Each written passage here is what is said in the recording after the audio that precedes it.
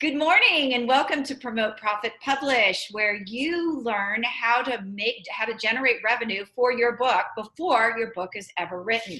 I want to invite you to come over and take our Promote, Profit, Publish quiz. You can find it at www.promoteprofitpublish.com.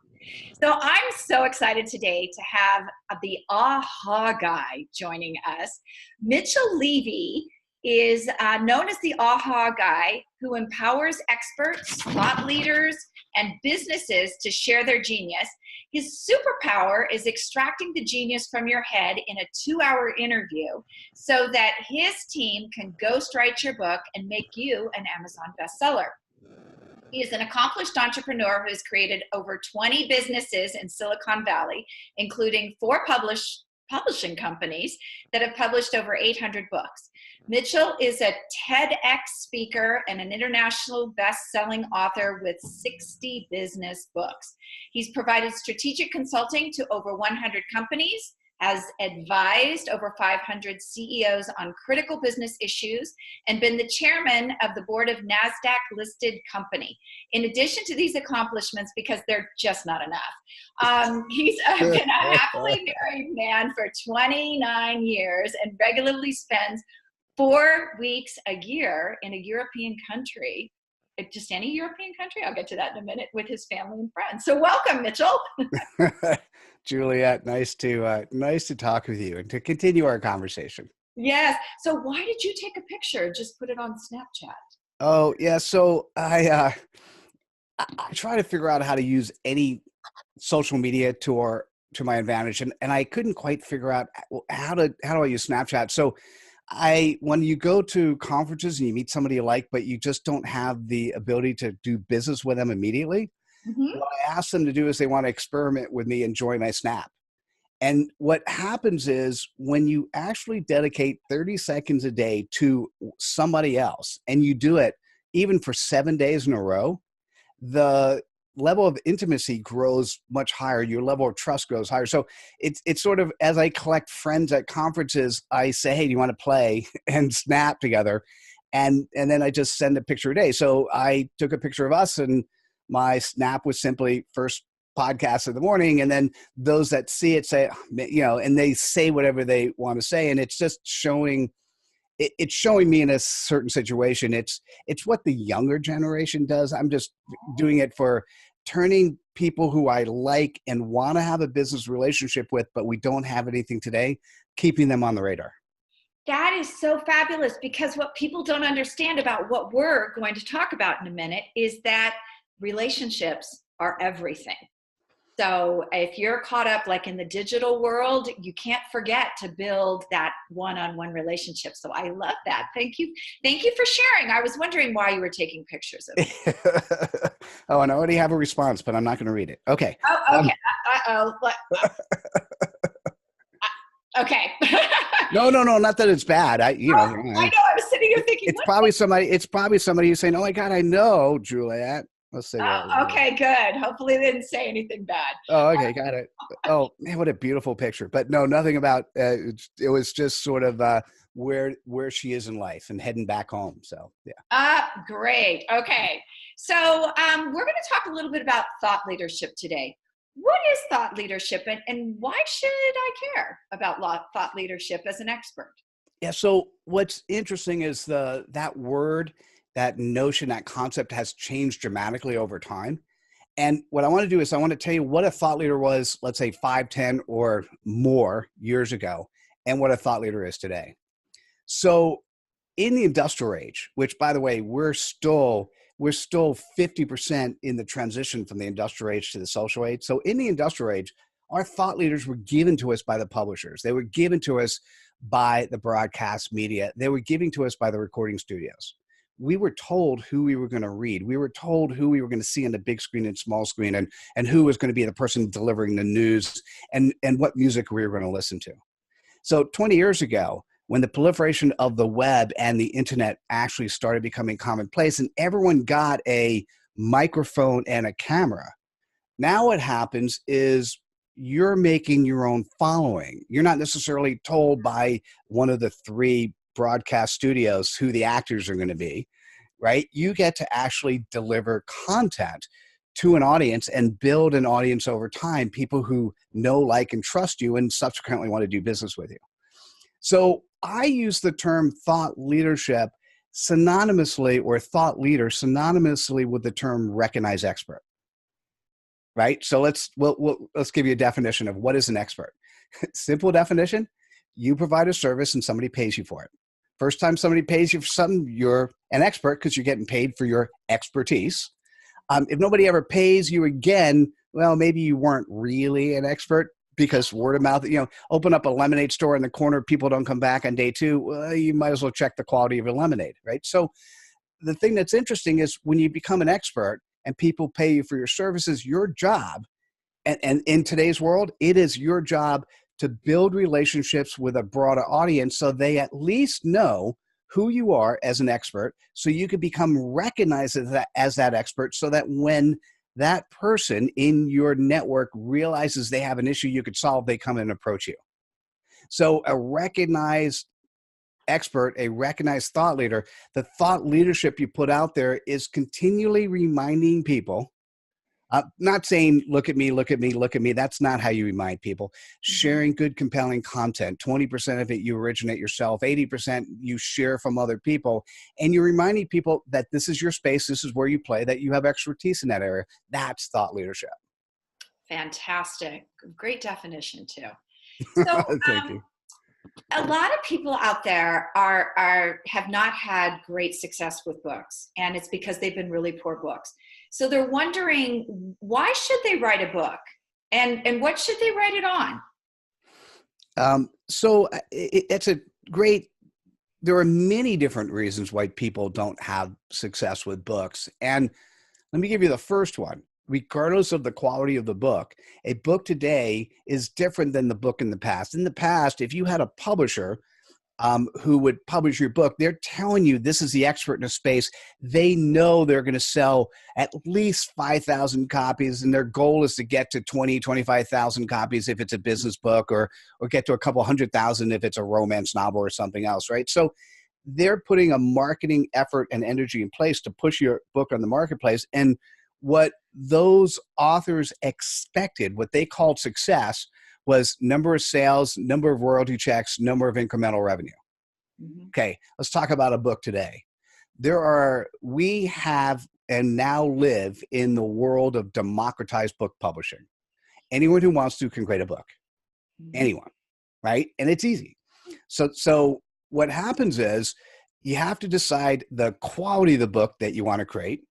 So you could do it yourself and spend your time, or, you can have somebody else do it yourself, or have somebody else do it for you and create a reasonable quality book, even if it is one of the best quality books you can produce, whether it's something that our firm produces, your firm produces, or you do it yourself.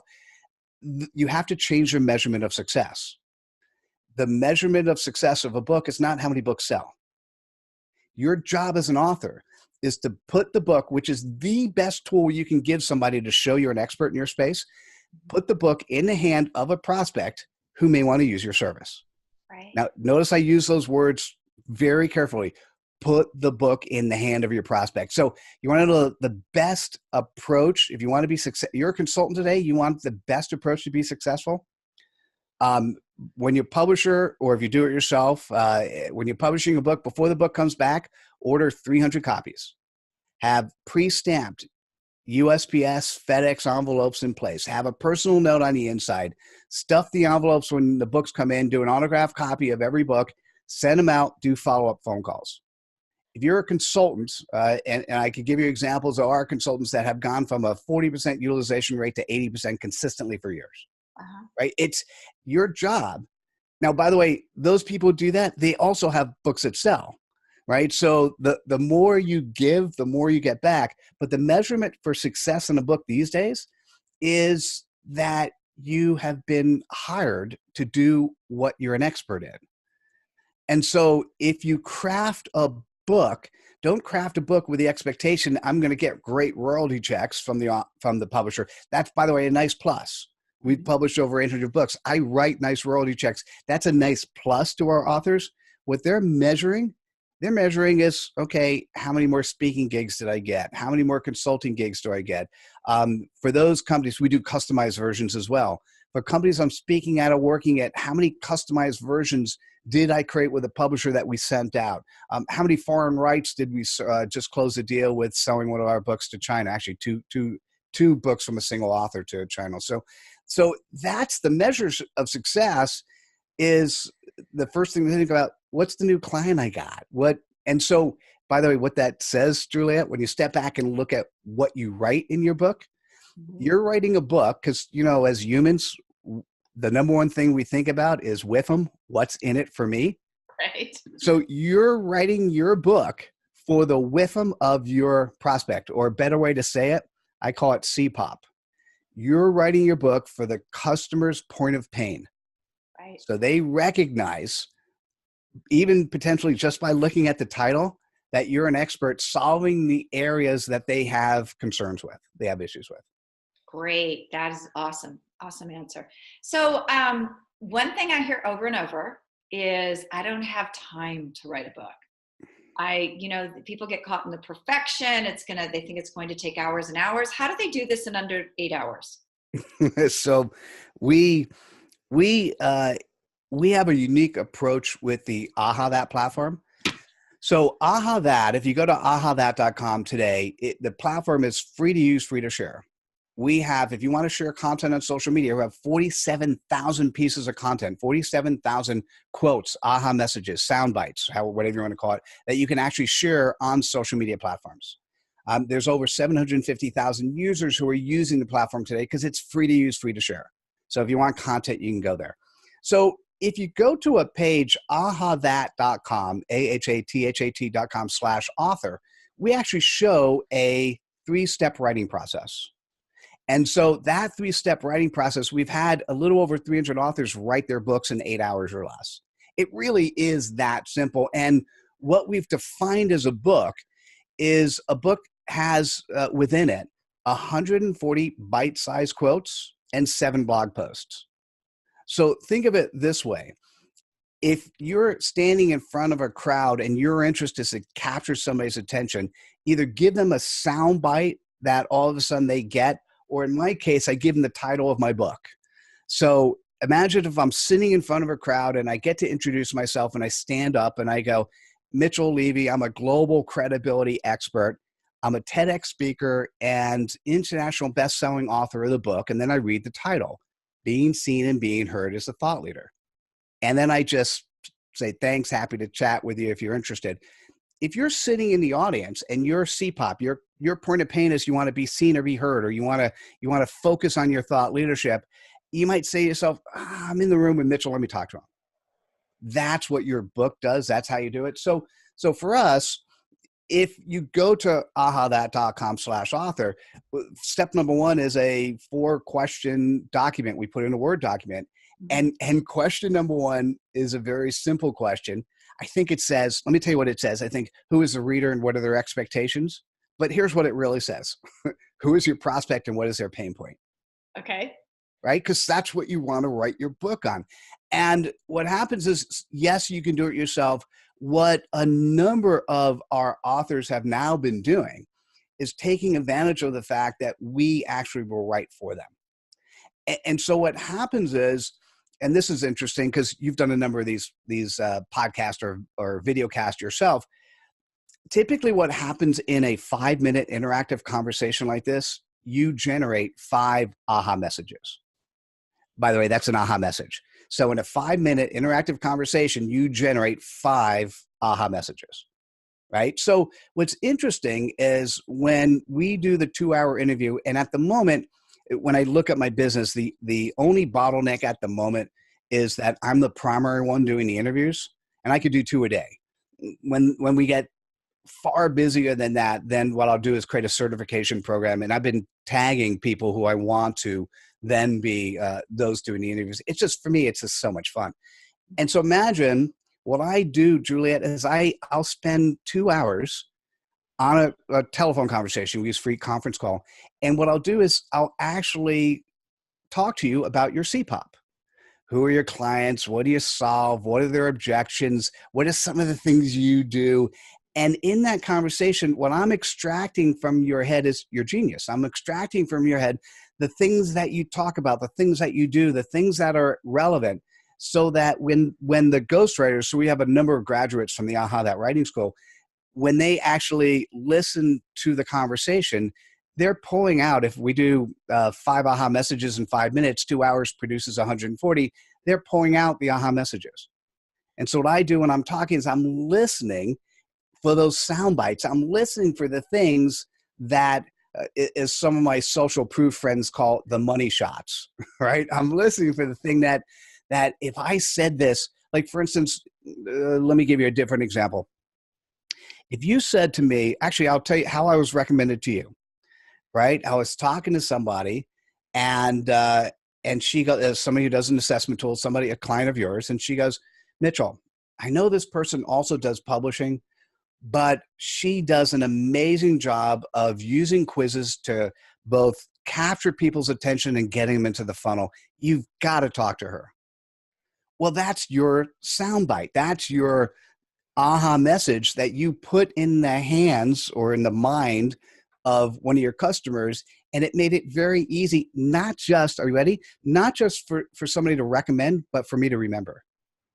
So of the 140 aha messages that are in a book, you want to have at least one of those, and there should be many more than one, that your prospects are going to remember, not just today, but for months or years going forward. Very true. And I want to point out, you said something really important there that I want to go back to and have these guys listen. Earlier, you said that your content ratio should be 20-80. And I always hear people complain about, I don't have time for the content. You just gave them a platform to go and grab that 80% from. Yes, thank you. It leads, a lot of times people ask me the question, how do you do social media in 5 minutes a day? Mm-hmm. And I'm happy to answer that now, or I don't want to take away if you wanted to. Okay, go ahead and answer it now. That's why I asked. Oh, okay. So, because it's easy to just an aside, it is, if you're listening to this, you're watching this, and you say to yourself, I want a book. And by the way, for us, when we ghost, it's you have to imagine 4 months from the time in which we start working together, you have an Amazon best-selling book in hardcover, paperback, PDF, Kindle, and also on the AHAthat platform. And you're going to be spending between probably 2 to 5 hours, the 2-hour interview and then review time. So we let you press the easy button. So let me give you the easy button on social media, right? And the interesting part is social media is 2 words. Social and media. Okay. And what happens is when people for the first time ever get access to a camera or a microphone, they see the word social media and they forget the first word, and they see the word media and they go, here's a microphone. Hey, look at me. There's a camera. Look at me. Because I'm cool. Because if you look at me, right? So that's not the right way to get people to want to get to know you or like you or trust you. Right? So what happens is you need to think about the word social as part of social media. And that is, so let's do social media in 5 minutes a day. Now, whether it's 5 minutes a day or beyond, I love Pareto. So we'll use the Pareto rule again. So wake up in the morning, spend 1 minute sharing some good, compelling content you found the day before, or you found it in the morning. So if it's a article you read the New York Times, share the New York Times, or go to AHAthat. We have 47,000 quotes. Share a couple of those. So spend a minute, just share something out to the platform you play on, right? So remember, if your prospects are on LinkedIn, don't worry about sharing on Facebook. Share on LinkedIn, right? Just to be clear. Then go away. Come back couple hours later in the afternoon and spend 4 minutes. So the 80-20 rule, 20% sharing content, 80% when you come back, and then touch the people who have touched your content. Mm-hmm. Right? So you want to, here's what's interesting. In social media, people like our stuff, love our stuff, forward our stuff, comment on our stuff, and we ignore them. So let's use the real world analogy. You're sitting in an office. somebody looks at you and they come in, they say hi, and they go, man, you left something on the printer, here it is, or they bring you a cup of coffee. So what happens if you sit there and you're in your work and they just put it down, they walk away, you never say anything? And that happens on day one. Okay, they do it again, and that happens on day two. They do it again, and that happens on day three. Is there a day four? No. No, right? So people are commenting on your stuff on social media, and you're ignoring them. You're missing the most important part of social media, and that's being social. Right. So as you're planning your social media, don't spend so much time worried about what you're going to post and what's cool and what's amazing. Find stuff that resonates with you, because if it resonates with you, it'll resonate with the audience that you want to serve. If not, then change what you do for a business. Right. So if it resonates with you, it resonates with the audience you want to serve. And then make sure you spend time with those people who actually are paying you compliments by touching, liking, forwarding your information to touch them back. In other words, build a relationship. Another word, failed a relationship. There we go. Thank you. You're welcome. No, I think people forget about that on social media, though. They're just like, well, I posted. Why isn't anybody buying? Well, you have to have a relationship there. So what do you think today are the top 5 best thought leader practices for people out there? Because it's changed over the last year or so. Oh, it's changed a lot. And one of the things I did, and it's a small group. It's less than 2,000 people, but it's 2,000 really killer people. On LinkedIn, I have a group called Thought Leadership Best Practices. So I keep an eye on what's posted there, what's working, what people are talking about. So here's the top 5. Number 1 is what happens when people Google your name, right? Very simple. And if what happens is something you don't like, then you need to fix it. Because if I meet somebody and they mention their name or they give me their card and I haven't bumped into them before, the first thing I'm going to do is Google their name. And if I see stuff I don't like, the card gets thrown in the circular file.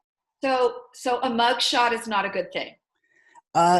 Well, it depends. If you're a coach helping people who are getting out of prison be successful, a mugshot may be the perfect thing. Okay. Right. So, I mean, everything in life is relative. If you're a credibility coach and you're supposed to be squeaky clean, then maybe a mugshot or lawsuits are not good things.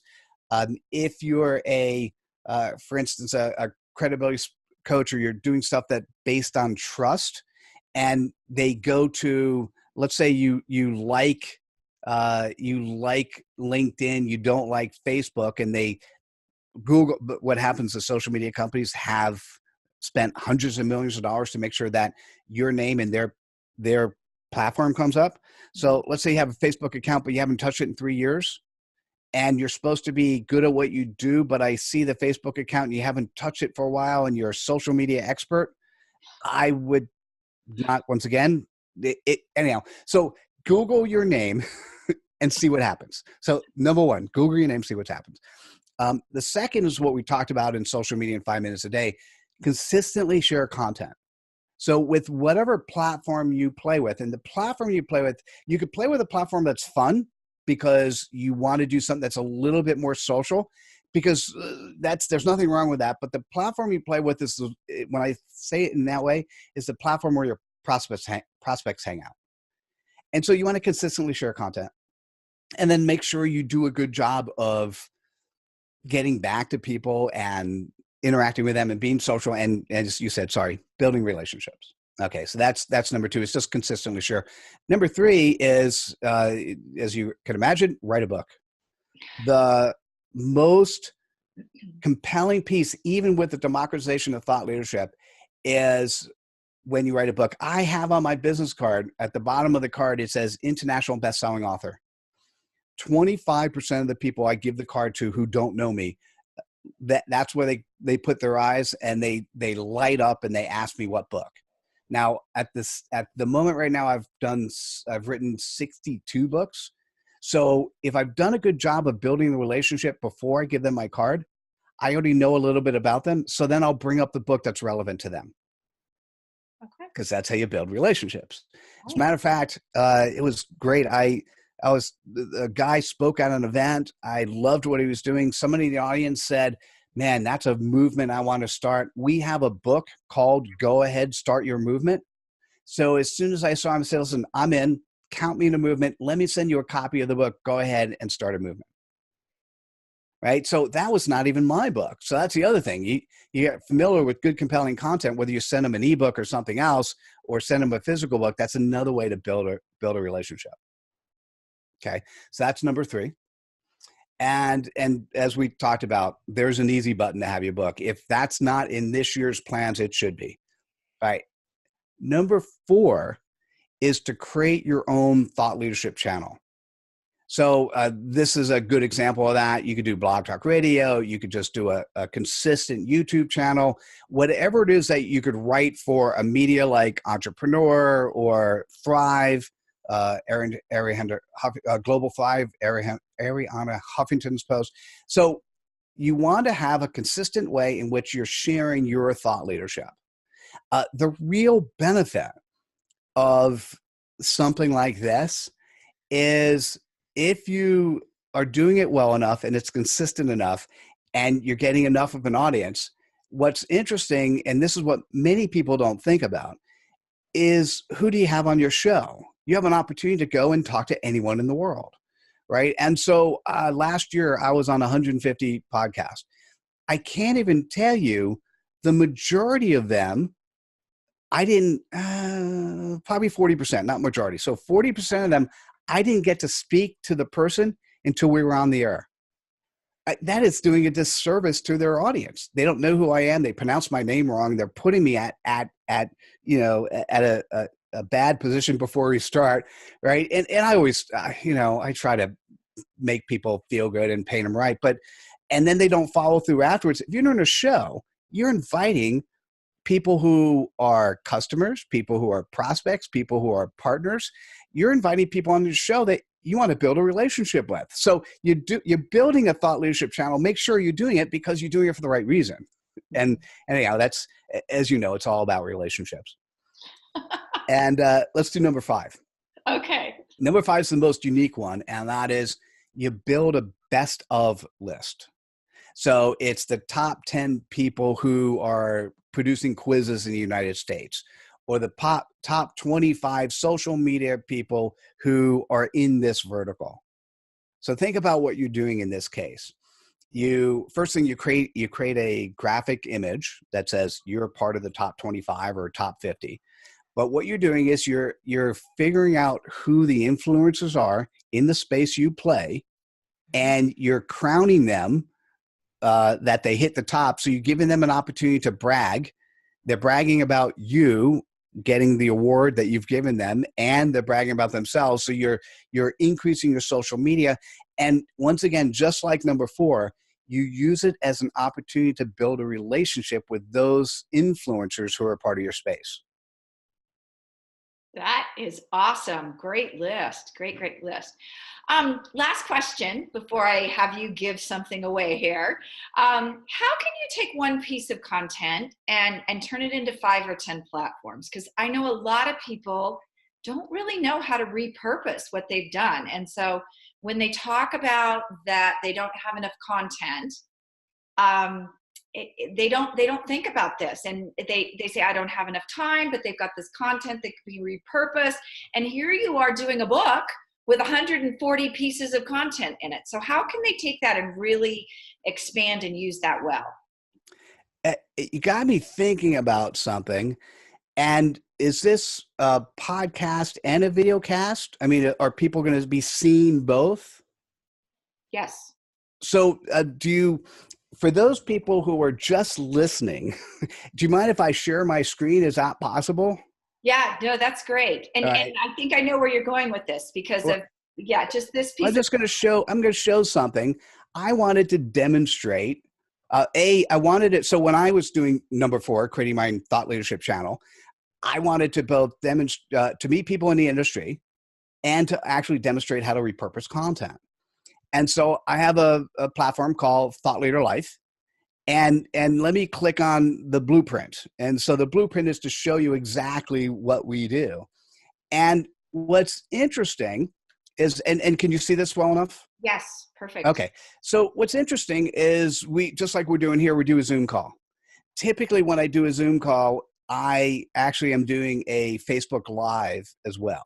So we stream live on Facebook because then people can comment and see it. And what happens over time is Facebook's done a good job of having a number of views happen as well. We then take off the video and we upload it to YouTube. Mhm. We then strip out the audio and we put it on iTunes, and we put it into a couple different channels, including for immediate release, which is Shell Hoach's channel.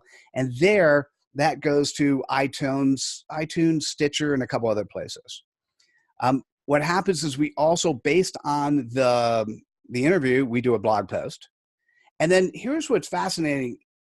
Out of every 30-minute conversation, we pull somewhere between 40 or 50 aha messages. And so what I did at the beginning is I would just, I don't want to say randomly, but I'd pick 4 or 5 shows and I'd create a aha book, because 40, 50 aha messages, an aha book has 140. So I'd pick 4 or 5 shows.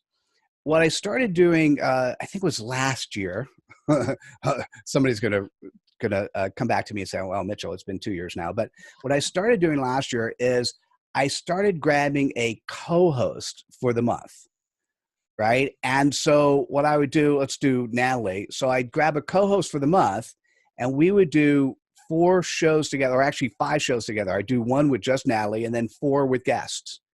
And so what's interesting is we would produce for a month, basically 4 to 5 hours of the co-host's time. We produce, as you can see here, 5 videos, 6 blog posts, because you have a summary blog post, and an aha book. And so it's really interesting to take the same piece of content and put it into different formats and share it in different ways. And so what's interesting, what people often think about is they often think about, well, I did a show like this and I did it once and I shared it on Facebook and that's where my audience is and I'm done. Well, the person who you may want to reach it may not be watching or may not be paying attention, right? Or if they do a tweet, they're not there at that point in time. So you want to share what you've done a couple different times on a couple different platforms and even come back to it a couple weeks later and re-talk about it, right? And it just depends. If your audience complains, then you got to make sure you share in the right place. But generally speaking, they're going to thank you for sharing something that you thought was valuable, that they thought was valuable, not that you thought was valuable. And so that's how you take a single piece of content and turn it to multiple platforms and share it in multiple different formats. That's really great. That's what we do as well, is we have it all over the place. Well, you have something you want to give to us today before I let you go here. I have many things. What would you like me to give away? Just start giving stuff away. Throw it out to the crowd. Pretend you're in a stadium with T-shirts. So the best thing for me is, and this is also how to reach me. If you're interested in talking about your book and who you are and what would be the appropriate thing for you, we normally charge for a strategy session, a half-hour strategy session. And I'm happy to have people actually go and spend time with me on that. And so I'll give you 2 links. It should be available at this link. It's still, if it's not there, I'll give you another one as well. And so if you go to Mitchell Levy 360, so it's my name, Mitchell, last name Levy, Levy, 360.com. What happens there is I've listed my social media sites and a link to book time with me. And so MitchellLevy360.com will let you connect to the sites that are relevant to you and also find a half hour on my calendar in a time that it works for you. And we'll just I don't sell, we'll do a strategy session. And the strategy session is, does it make sense for you today? And I am as happy to say, no, it doesn't make sense for you today, or direct you somewhere else, as I am to say, yes. I want to make sure that when I talk to somebody, when they're done, their feeling is, man, Mitchell really listened to me. He saw me and gave me advice that I am now implementing. And it doesn't matter if it's buying my products or services or buying a partner's products or services or changing industry. I try to be careful on that. But I do it with my heart, not with my head. I'm doing it with the person on the other end, making sure that we are focused. And so let me do it that way. And if the link's not right there, just connect me on social and say, hey, Mitchell, I need to set up time. Send me the link. It should be, though, at mitchellevy360.com. Great.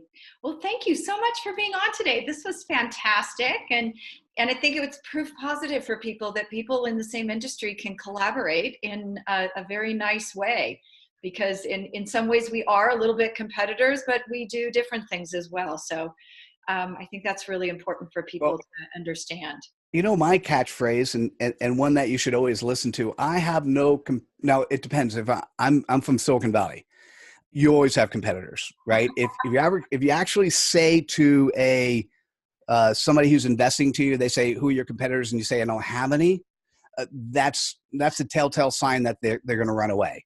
Because you Right? need to know who you're playing with, what's going on, what's happening in the space, how you position yourself in relation to everyone else. So yes, you have competitors. Now, that said, here's a phrase I'd like you to remember. I have no competitors. I only have potential partners. Yes. Yeah, I like that. I have a lot of potential collaborators, partners. So, gosh, thank you for that. And thank you for being on today. I'd loved having you. My pleasure. Great to chat with you.